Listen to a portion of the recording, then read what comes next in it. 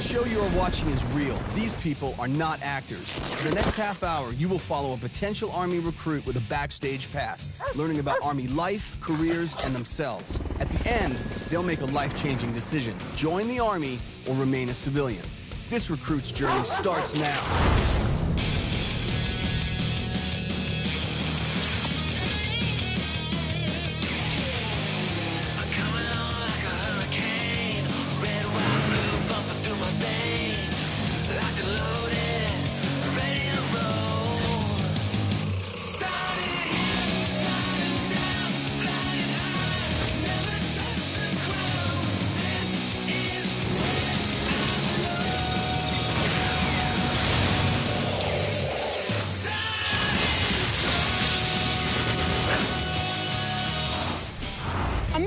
Working dog and its handler work every mission side by side until they finish what they started.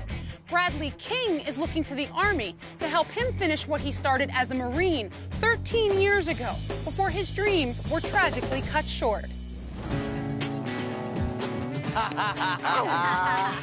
Look what I found! My name's Brad King. I'm 31. I'm from Conroe, Texas, and I'm currently a stay-at-home dad. Get down, get down, get down.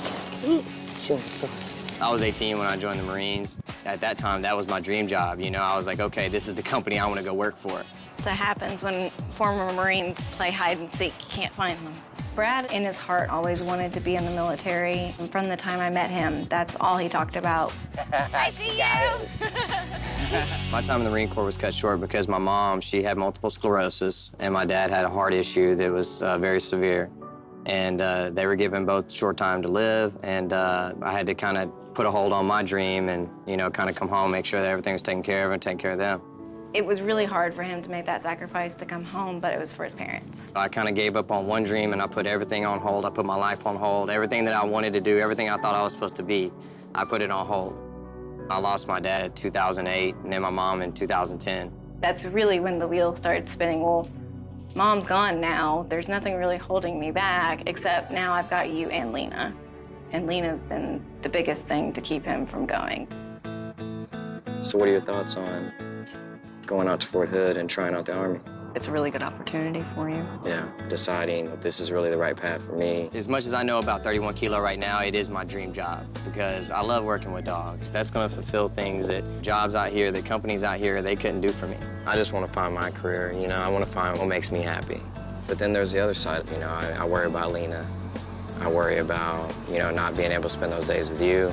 There's my job, and I mean, I've put you got a career. years into that, yeah. I am a client manager for an HR company. Because of my job, I'm gone a lot. Brad is the primary caregiver for Lena. If he was to enlist, it would be hard on us because we would have to adjust everything. You know, I'm looking at this experience as a second chance, you know, and as an opportunity to help me make one of the most important decisions I've got to make in my life. I'm gonna miss you know that, right? I'm gonna miss you. All right. I use this week to help me decide whether or not to join the military or to remain a stay-at-home dad. Are you gonna miss Daddy? You gonna miss me this much? No, this much. All right, that's pretty cool. The military working dog handler, 31 Kilo, teams dog and man together. Man's best friend and a bad guy's worst enemy. Bradley set aside his dreams out of loyalty, and now he's ready to find out if this opportunity with the Army will help him and his family realize new dreams. Brad, Sergeant Jones, nice to meet you. Nice to meet you. So, Brad, you're looking at joining the Army, but why 31 Kilo or dog handler? I think that, you know, working with the dogs and, you know, being able to actually see how Army life is and what all they can offer, that'll help me, you know, make one of the most important decisions I've ever had to make. All right, Brad, well, I wish you the best of luck, but I'll be back at the end of the week to ask you about that big decision, if you're going to join the Army or remain a civilian. Good luck, Brad. Thank you.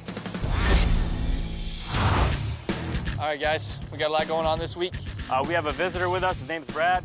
I hope you guys treat him with the same respect that we would treat everyone else. What's going on, Brad? Hey, good, sir. That's Sorella. I'm the narcotics NCOIC here at Fort Hood.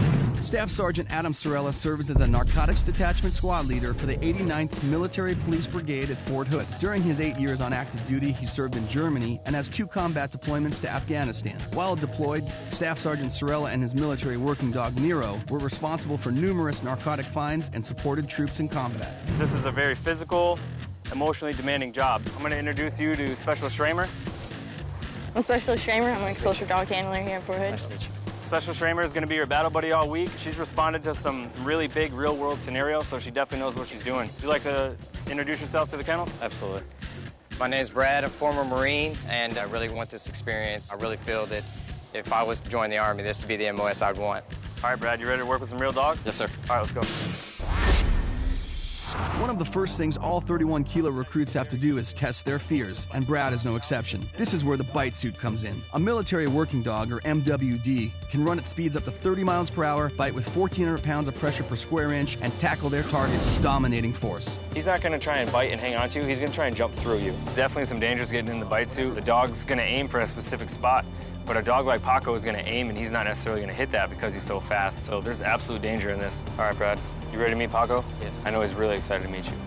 First thing we're going to do, you're going to be non-compliant. So when she calls you, turn around and just start head running. And then Paco's going to do his job. Pretty sure Brad's going to get taken down by Paco. The Belgian Malinois are extremely fast. He's in for a real shock. Hey, you come over here. Let me talk to you for a second. Hey, man, come here. Hey, ho, release my dog. Get away.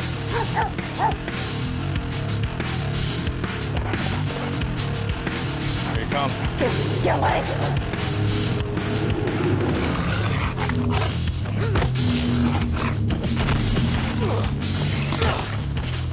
Good, good. Good job, Brad. Keep moving. It just kind of goes against every natural instinct that you have. You can hear the canine get released. You're running as fast as you can. You really don't know when the impact's going to occur. And then once it happens, it's like a professional tackle. And it's so intense. All right, Brad. I know you got a quick little overview of Paco, but Special Schramer knows Paco in and out. He's 5 years old. He recently got back from Afghanistan. I trust this dog with my life. I spend more time with this dog than I do anybody else. I love this dog. I do always call Paco my partner in crime. Me and this dog have been through some things, and I put my life on this dog's nose before. Military working dogs are trained to be elite and loyal soldiers. They are a bullet that can be called back. A military working dog and its handler are specialized teams that focus on explosives or narcotics detection, while also supporting troops on the ground and providing VIP security. Well, I've been with my dog Nero for almost 3 years. And I've been with Nero a couple hundred days longer than I've been with my 4-year-old and my 2-year-old. I didn't really understand going into this opportunity how much time they actually spend with their military working dog. As a stay-at-home dad, I spend a lot of time with my daughter. And, I take that time very seriously. All right, Brad, I want you to meet Princess. This is your dog. Go ahead and pick up the leash. I've never seen a dog like this before. Yeah, she's unique. We need to know that you're going to be able to handle the dog appropriately. And if you can't handle an ammo can, then you can't handle a dog. The most important training military working dogs receive is obedience training. Obedience is the foundation of all military working dog training, and it's what handlers spend the most time on. This training ranges from simple commands to praise. Oh, good job, Princess, good job. You really need to bring that pitch. You really need to feel uncomfortable. If you feel stupid, then you're doing it right. Good girl, good girl, good girl, yeah! All right, that's better. To situational awareness. You see how he didn't freak out or do anything? Absolutely. He kind of just looked around like, what was that? That's perfect. Dogs don't work for paychecks, and they don't work for food. They work for that praise, and they also work for physical toys. Paco likes a tug toy like that. So unlike your dog that you have at home that probably has a massive amount of toys laying around, Paco only gets his tug toy when he does something good. He doesn't do it every time because then the dog will expect to get paid every time, and that's the whole purpose that they work. Good boy. Yeah, buddy. Good boys. Military working dogs are indispensable assets. 31 kilos receive extensive training on how to keep their partners in the best shape possible. Everything from feeding and grooming to the not-so-glamorous tasks. But more importantly, all handlers must be able to provide medical care to their canines. What are you looking for when you check the gums? What's a positive response and what's a negative response? It's checking like hydration. See how it's pink right here? And I press on it and it turns white, but it fills up pink right away. Okay. That's what you're looking for, that's what you want. You are the first line care for this dog. So we not only get trained on basic care like this, but a little bit more advanced as well through our vet staff. So when you're downranged on deployment, you can provide that first aid care. This was a huge day for me. I feel like it was some really good training. It was awesome. And I've got a few more days of training before I have to make this life-changing decision. And, you know, I feel like I'm gonna need each and every one of them to make sure that I make the right choice in life.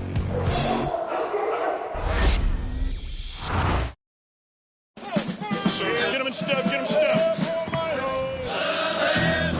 Although 31 Kilo spent a great deal of time training their military working dogs, they still have to find time to train themselves. Maintaining physical fitness is a must in the Army, and Brad is going to join over 400 soldiers on what's known as the Brigade Run. Now I know how Paco stays in shape. First sergeant, when he gets out there and he calls cadence, that's all you're thinking about. You're not thinking about your feet hitting the pavement. You're not thinking about how tired you are, how much you miss my wife and daughter. All you're focused on is that cadence. It's just, you know, it's one of the best feelings in the world, and there's just nothing else like it. You feel a sense of pride when you're out here running with your dog. You see the way everybody looks at you. It's the hottest job in the military, man. See, you can't find a job like this in the civilian world. No. You can't. Yeah, I want to sprint it out to the time. All right, let's go. In the civilian world, you don't get that anywhere else. It's motivating, and it's a feeling inside of you that nothing else out there can instill in you. I'm proud to say 3 soldiers and 3 dogs went up for certification. All 3 made it. Good job, guys. That is a tough standard. The Air Force, the Marines, and the Navy all have military working dogs also.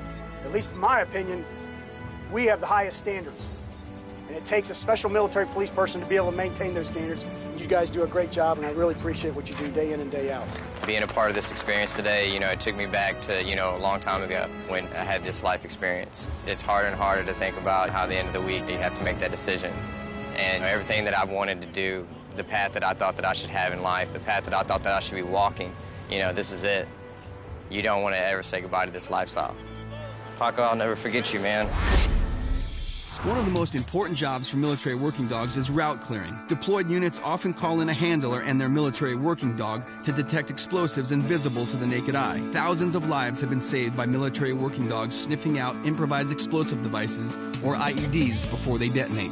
I really want you to pay close attention to his behavior the entire time as much as you can. What do you see right now?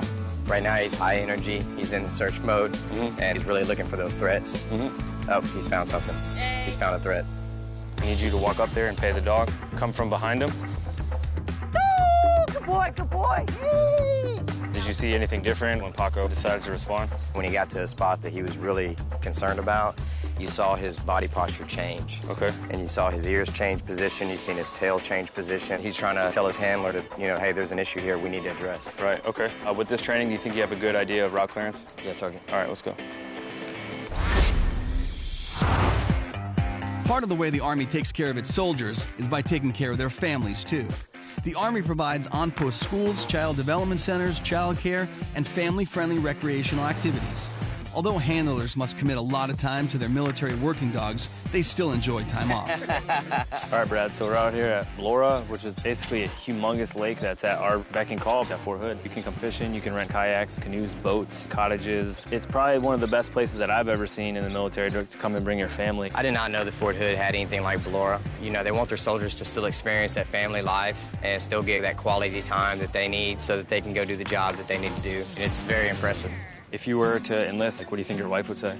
I mean, it'd be challenging for my daughter, challenging for my wife. Yeah. And, you know, I mean, my wife's real supportive of it.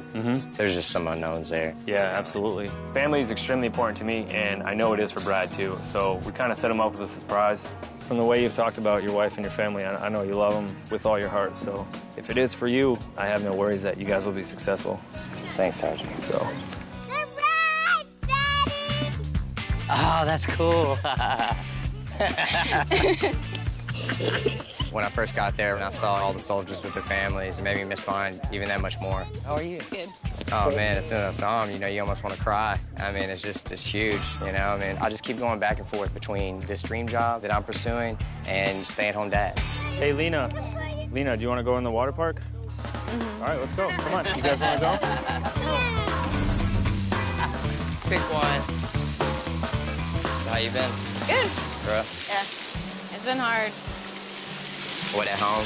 Yeah, it's different, trying to adjust to not being there. But we just try to stay busy. Well, that's huge. That's one of the things that we talk about the most here, you know, is what kind of impact is that going to be on you and Lena? And so that's kind of a recap. Pretty 50-50? Yeah, absolutely. Yeah. This is super hard. Way to go!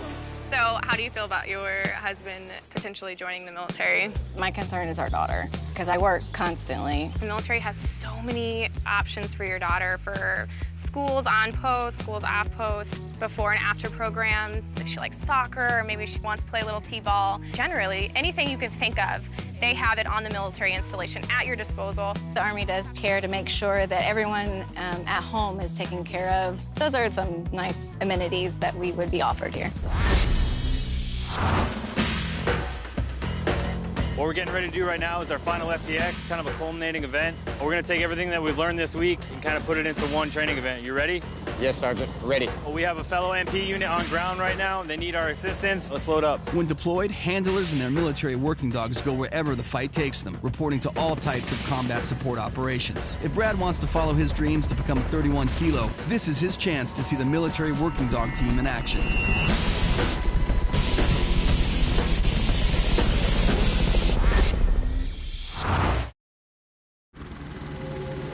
In this final training challenge, a unit of MPs have come across a possible IED maker's home with a dangerous route ahead of them. They have called the K-9 unit to clear the road and search the building. Brad is about to experience real-life, high-stakes training. One false step could be disastrous to the mission. What's going on, Sergeant? This road right here has been known to have IEDs, so we need y'all to go in and search the area and search the building once we get there. All right, two. Sergeant, I'm gonna be working pocket off leash, so just keep everybody behind me. Roger. All right, let's roll out.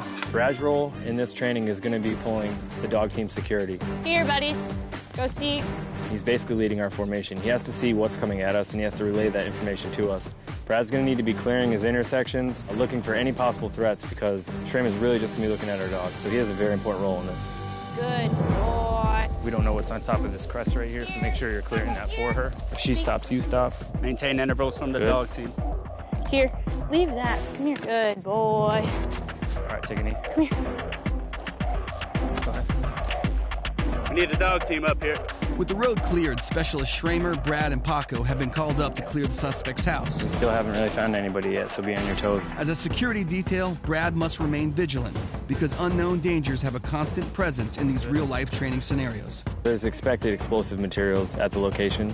At any moment, you know, Paco can detect an explosive, and, you know, you better be ready. You're going to go in as soon as she does. You're right on her. Go ahead. Hey, get that dog out of here! Get that dog out of here! Get the dog! Get the dog! Keep security on. Keep security on. Get on his stomach. Get on his stomach. All right, hands behind his back. Hands behind your back. Knees to your chest. Sit up. On your feet. On your feet. Down. Hey, I need you guys to pull security on him while we finish the room clear, all right? Initially, I thought Brad was really overwhelmed when we saw that suspect leave the room. I don't think Brad was tracking that there was going to be a suspect coming from that room. Once the suspect got bit, he actually handled it quite well. Got compliance and a hold over the subject and put him in the corner. All right, let's finish searching this building. Same thing right behind her. Let her search the doorway. Hear her eyes and ears. Let her look for booby traps. Go seek. Seek. Good. Seek. Good. All right. You're in the stack, you're up against the wall, you're getting ready to breach through the door, you're getting ready to enter a room, you really don't know who's inside, if they've got weapons drawn already, are they ready for you, do they know you're coming, is there a bomb about to go off when you walk through the door, you don't know any of that. So you need to be right behind her. Go, go, go. Go seek. Good. Seek. I think he's onto something. Seek back. Good. Good. All right, response. All right. Come on, buddies. Come on. Come on, let's go. Good boys. Follow them out, follow them out. Yeah, buddies. Good boys. When Paco went into that short room, Brad whispered, Sergeant, I think he's on something. So Brad did an excellent job and called out that change of behavior that we look for every day. With more training and Brad's work ethic, I really think he'd be a good member of the team in the Army. Overall, I'm really happy and impressed with how you handled that. The end state of all this, we found the cache that's hundreds or even thousands of rounds or IEDs that now is in our hands that can't be used against us, so that's definitely a mission success. I had no idea coming into this, what that team bond was going to be like, what watching that team work was going to be like, and, the military working dog saving lives. You can definitely see why it's so important to the Army to have these teams. Do you think this training influenced your decision at all, whether or not to enlist?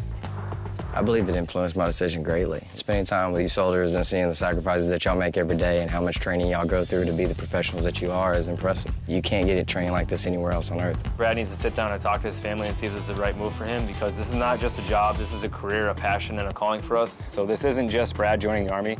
This is really him accepting another partner in not only his personal life, but his family's life. And if it's not right, then he shouldn't join. Before Brad makes his final decision, he'll get a chance to meet a former military working dog handler who works as a civilian at Lackland Air Force Base, the home of the Department of Defense's puppy breeding program, part of a joint military operation where all military working dogs and handlers from every branch of the DoD receive their initial training. This is my friend Brad. This is MWD Nero. Nero? Looks familiar. Braulio trained Nero a couple years ago before he got sent to Fort Hood. Nero's one of my students. Oh, cool. Yeah, my name is Braulio Folk. I was in the Army for 10 years. I was a military police officer. I was a dog handler working at Fort Hood, and I ended my career in the Army training dogs to become military working dogs. Now I'm a government employee. I decided to get out of the Army. I work at the breeding program. We breed dogs, and once the dogs are ready, we foster them out, and I train them. I love the Army, but there's a life after the Army. So not only are you getting all this good training in the Army, you will transfer over to the civilian side. So you can do overseas contracting, or you can work with the government, work with TSA, work at all the ports, airport, any place has a port, they need dogs. They need trainers for those dogs. And they are good, prestigious, something to be proud of, good positions. Braulio was cool. I mean, you can tell that, he's so happy that he had the military lifestyle, and he utilized all of the skill sets that he picked up in the military, and they transitioned right out to the civilian world. And I mean, look at him, he's living the dream. You want to kind of check out what I do? Absolutely. Nice, let's do it. Graduating to military working dog status does not come easy. It takes 2 years of intense training for these playful puppies to transition from the playpen to the battlefield. And as you can see, man, these guys are pretty rambunctious. Braulio is showing Brad how he develops these puppies into the heroic military working dogs our soldiers depend on every day. Good boy. Tear him up, buddy. Tear him up. The bite arm was a lot different than the bite suit, and it's a lot more up close and personal, and you get to see exactly how much training goes into these military working dogs and how well they're trained. All right, slip it. Good, buddy. Good job. Yeah. That was awesome, man. That was awesome. You're natural. If he joins the military, he will see these facilities again. He will see these types of dogs. He will be doing similar work. So it's a great opportunity to taste what he'll be doing if he decides to join the 31 Kilo program. They just now created this program, a 31 Kilo program. Man, I would hop on it quick. I mean, this is brand new. Usually you had to be a seasoned specialist before they even look at you to come be a handler. There's no other law enforcement agency that would give a new recruit patrol vehicle, weapons, and a dog right away, right out of the gate. Usually you got to spend your time, work your way up, just like it was in the Army. And then now it's, bam, right from the get-go, you can get to what you really want to be doing. When I started out on this week, I thought that this was my dream job. And, after being a part of this week, I know that this is my dream job. It will always be my dream job. It's just, do I pursue it? It's an incredibly hard decision to make. I mean, the magnitude of it is huge. Sergeant Sorella, thanks for meeting me. Absolutely. So tell me, you've been with Brad all week. How did he do in his training? Brad did pretty well. We threw a lot at him. He really showed me that he'd be a great member of the team. Do you think you have some type of idea which way he's leaning in terms of enlisting or remaining a civilian? I believe that Brad has the heart and the passion for this job, absolutely. With not just Brad enlisting, it would be his whole family. I'm kind of up in the air, Sarge. Well, he's on his way here. We'll see what he has to say. Sergeant Sorella. Hey, Brad. Nice to see you. Sergeant Jones. Good to see you. Brad, good to see you. So in terms of having that dream job and now having a chance to experience it in everyday real life, tell me how it went for you. It's been great. I mean, it's been everything that I thought it was and more. Well, Brad, everything has led up to this moment. Are you going to join the Army or remain a civilian? I really feel like, my personal path in life should be remain a civilian at this time. I feel like my family really needs me right now. I think that they need me more than the Army does. Training was excellent, and I also got to get a backstage pass to see how many hours that they dedicate to their canine. And a lot of those hours I dedicate to my daughter. Well, we respect your decision, and we know you've taken this week so seriously and trained so hard. So we wish you the best, Brad. Thank you, Sergeant Jones. Absolutely, Brad. It was a real pleasure working with you. Thank you, Sergeant. The week was great, and it was the best experience of my life. And so at the end of this week, You know, I just turned out that I was more passionate about being a father and being a good husband versus pursuing my dream job.